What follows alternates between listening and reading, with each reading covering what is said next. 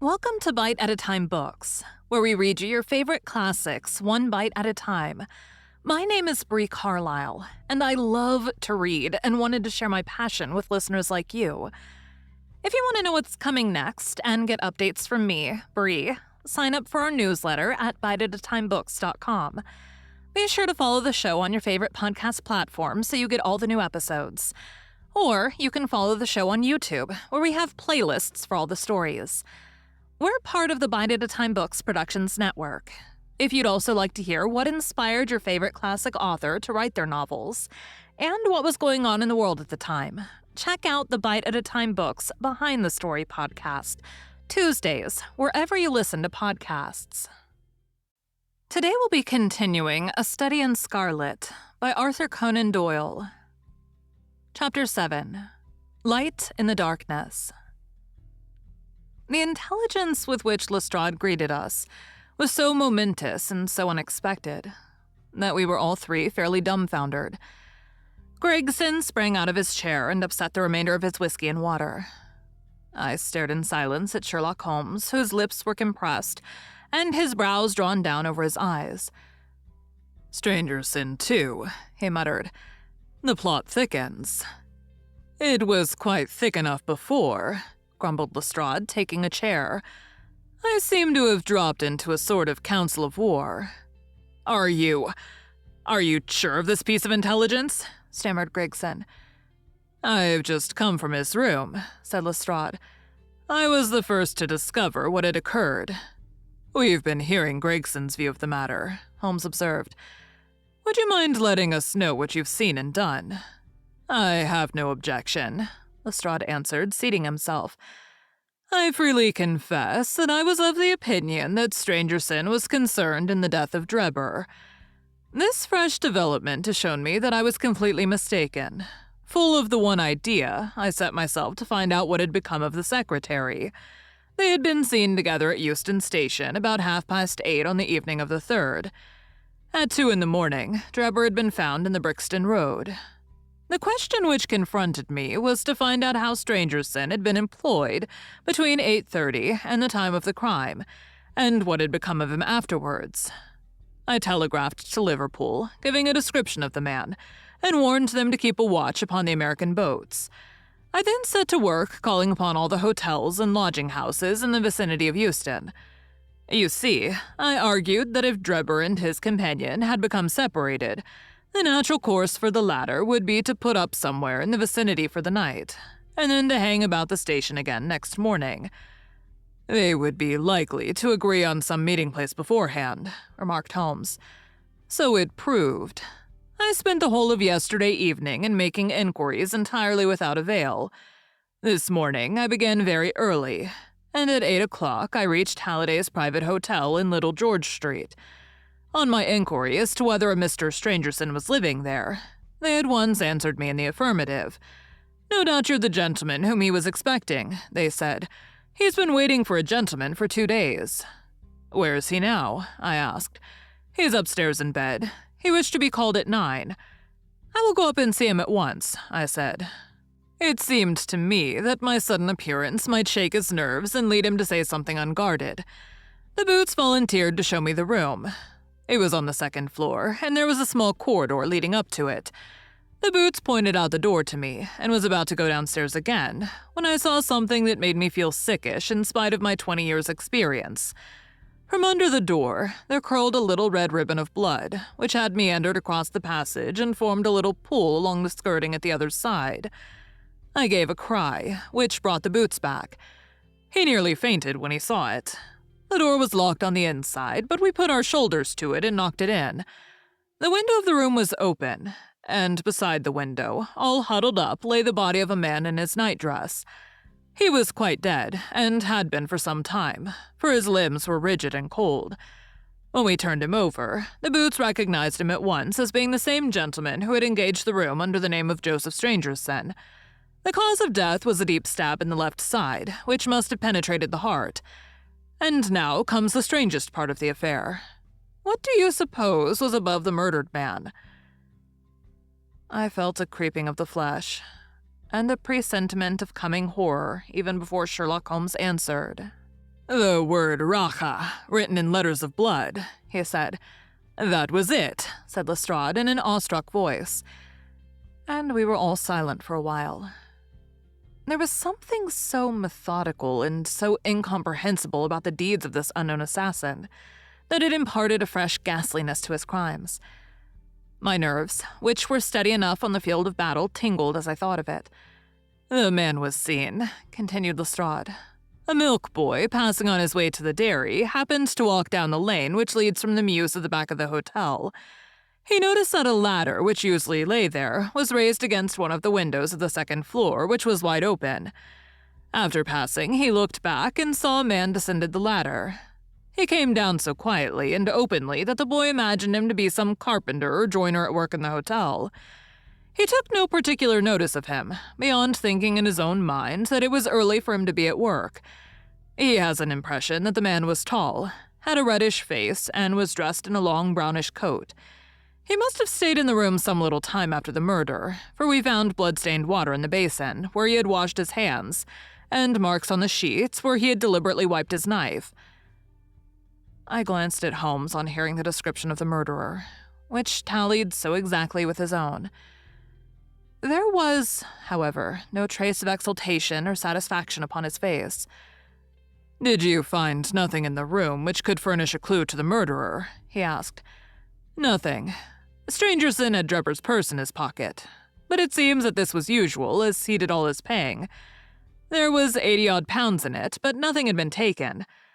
Whatever the motives of these extraordinary crimes, robbery is certainly not one of them. There were no papers or memoranda in the murdered man's pocket except a single telegram dated from Cleveland about a month ago, and containing the words J.H. as in Europe. There was no name appended to this message." "And there was nothing else?" Holmes asked. "Nothing of importance. The man's novel, with which he had read himself to sleep, was lying upon the bed, and his pipe was on a chair beside him. There was a glass of water on the table, and on the windowsill a small chip ointment box containing a couple of pills." Sherlock Holmes sprang from his chair with an exclamation of delight. "The last link," he cried exultantly. "My case is complete." The two detectives stared at him in amazement. "I have now in my hands," my companion said confidently, "all the threads which have formed such a tangle. There are, of course, details to be filled in, but I am as certain of all the main facts from the time that Drebber parted from Strangerson at the station, up to the discovery of the body of the latter, as if I had seen them with my own eyes. I will give you a proof of my knowledge. Could you lay your hand upon those pills?" "I have them," said Lestrade, producing a small white box. "I took them and the purse and the telegram, intending to have them put in a place of safety at the police station. It was the merest chance, my taking these pills, for I am bound to say that I do not attach any importance to them.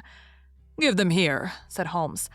"Now, doctor," turning to me, "are those ordinary pills?" They certainly were not. They were of a pearly gray color, small, round, and almost transparent against the light. "From their lightness and transparency, I should imagine that they are soluble in water," I remarked. "Precisely so," answered Holmes.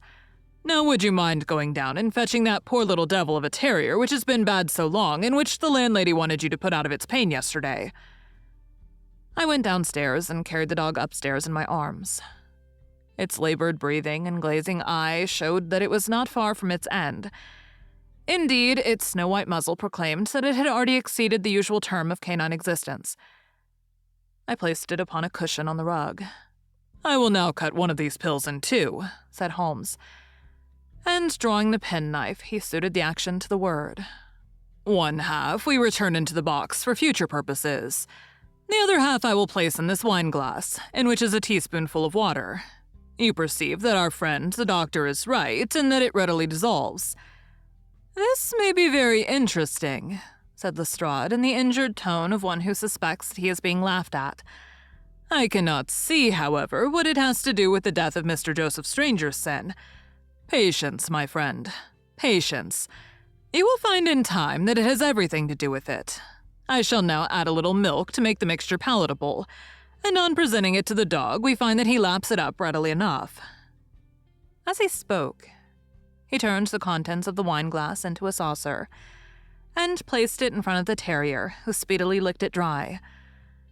Sherlock Holmes's earnest demeanor had so far convinced us that we all sat in silence, watching the animal intently and expecting some startling effect. None such appeared, however. The dog continued to lie stretched upon the cushion, breathing in a labored way, but apparently neither the better nor the worse for its draught. Holmes had taken out his watch, and as minute followed minute without result, an expression of the utmost chagrin and disappointment appeared upon his features. He gnawed his lip, drummed his fingers upon the table, and showed every other symptom of acute impatience. So great was his emotion that I felt sincerely sorry for him, while the two detectives smiled derisively, by no means displeased at this check which he had met. "It can't be a coincidence," he cried, at last springing from his chair and pacing wildly up and down the room. "It is impossible that it should be a mere coincidence. The very pills which I suspected in the case of Drebber are actually found after the death of Strangerson, and yet they are inert. What can it mean? Surely my whole chain of reasoning cannot have been false. It is impossible. And yet this wretched dog is none the worse. Ah, I have it. I have it."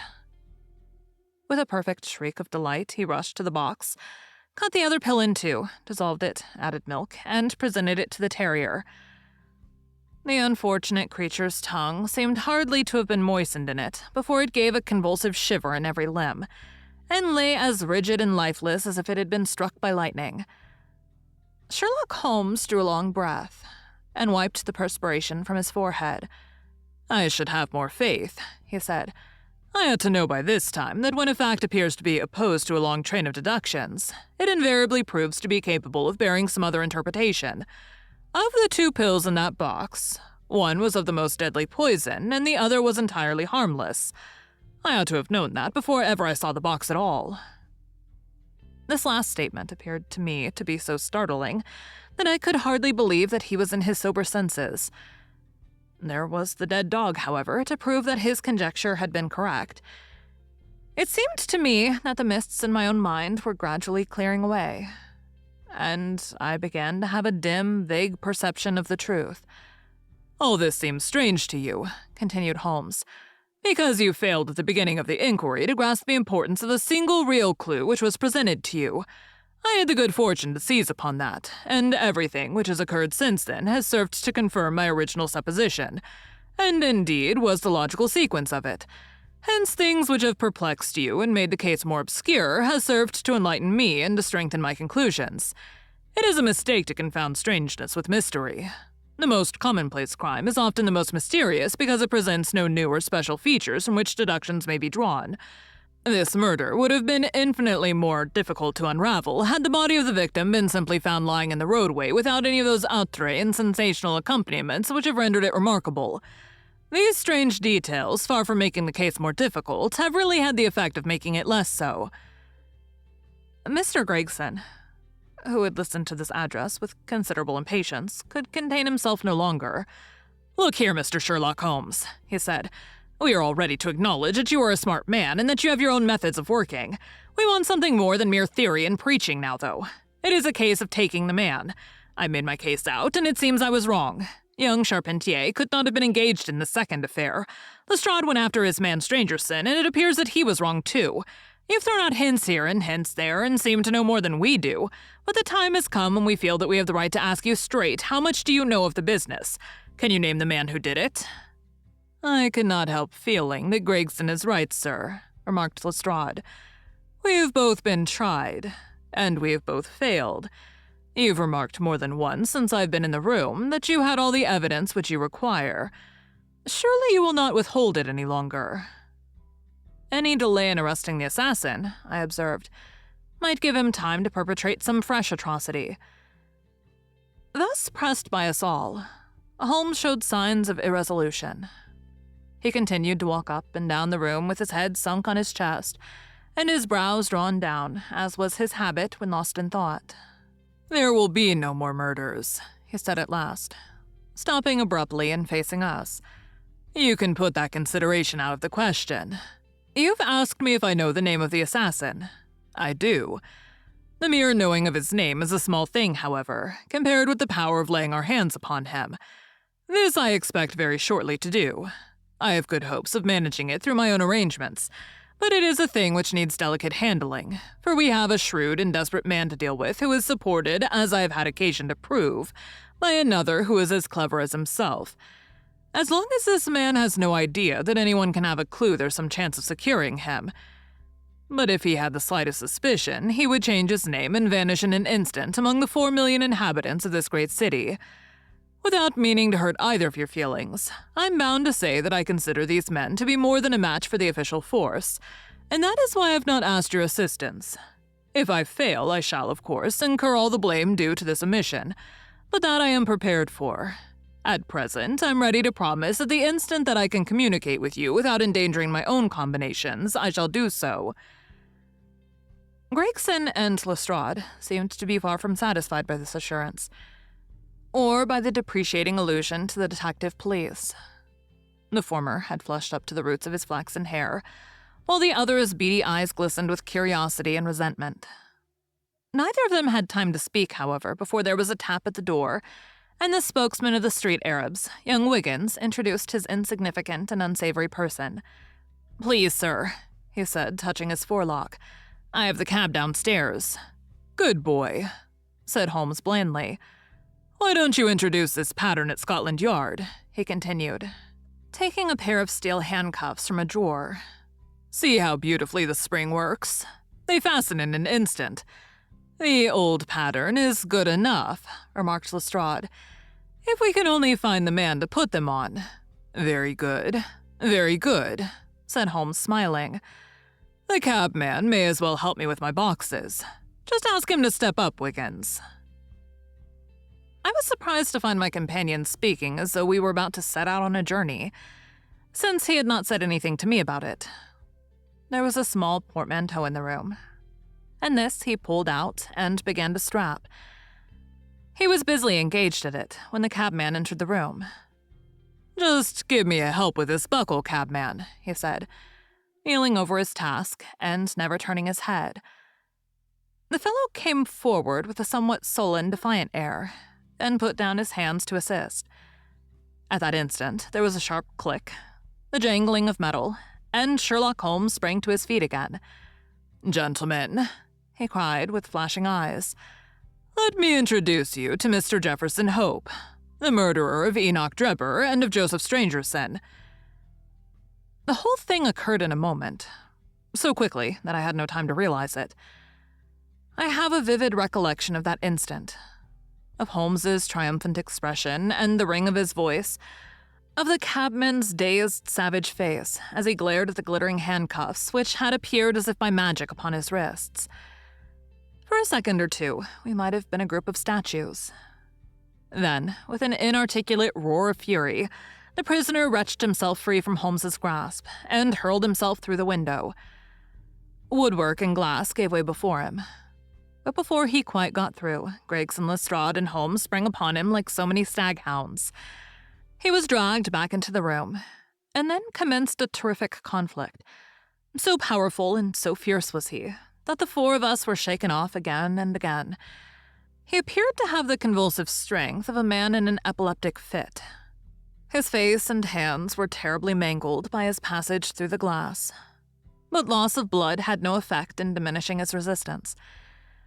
It was not until Lestrade succeeded in getting his hand inside his neckcloth and half strangling him that we made him realize that his struggles were of no avail. And even then, we felt no security until we had pinioned his feet as well as his hands. That done, we rose to our feet, breathless and panting. "We have his cab," said Sherlock Holmes. "It will serve to take him to Scotland Yard. And now, gentlemen," he continued with a pleasant smile, "we have reached the end of our little mystery. You are very welcome to put any questions that you like to me now, and there's no danger that I will refuse to answer them." Thank you for joining Bite at a Time Books today, while we read a bite of one of your favorite classics. Again, my name is Bree Carlile, and I hope you come back tomorrow for the next bite of a study in Scarlet. Don't forget to sign up for our newsletter at biteatatimebooks.com. You can check out the show notes or our website, biteatatimebooks.com, for the rest of the links for our show. We'd love to hear from you on social media at biteatatimebooks.